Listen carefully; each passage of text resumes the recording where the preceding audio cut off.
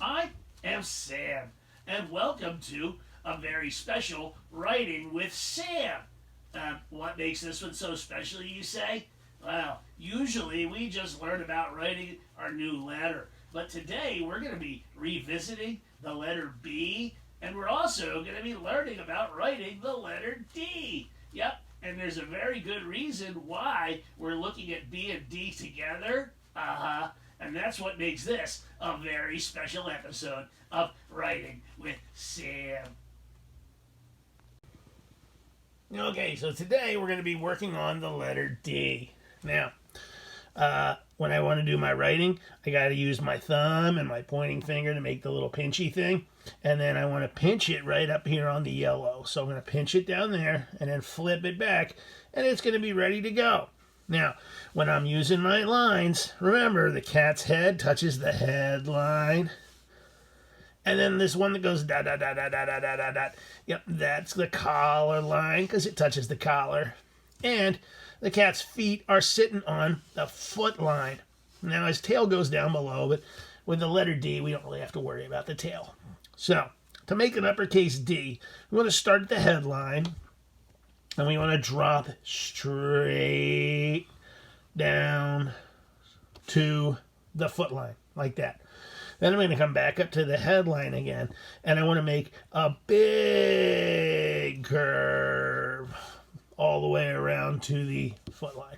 Okay, that's an uppercase D. Now, a lowercase d, even though it's lowercase, it's still a tall letter. So I want to start at the headline again and go straight down to the foot line. And then I want to come to the collar line, and I want to make a little curve that goes this way. Okay? And that's the lowercase d. Now, you'll remember that D's say D, but I want to show you another letter too. Okay? Watch this letter. I'm going to start at the headline.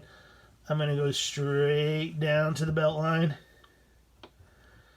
And then I'm going to make a bump this way. Okay? Now let me cover this one up for a minute. Do you see those two letters there? They look almost the same, but they go they like backwards, right? One's facing this way and one's facing that way, okay?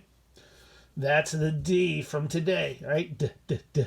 What was that letter again? Yeah, you're right. That's a B. Let me put the uppercase B over here. Headline to foot line. Little curve, little bump. There we go. So, look at this. I'm going to draw a line between them. Wiggly line, okay?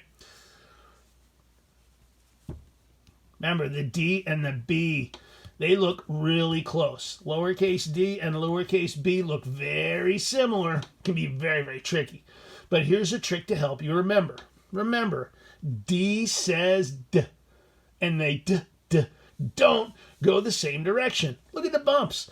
The big bump goes this way. The little bump goes the other way. They don't go the same direction. D's. Now, B's, B says B, they both go the same direction. See? Little bump, and then your little bumps go this way.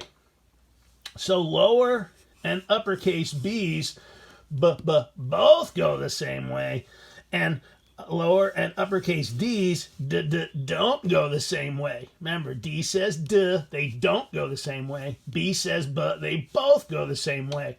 That little trick might help you remember the difference between these two here. So if you're looking at one of these letters and you can't decide whether it's a D or a B, think about your uppercase letters.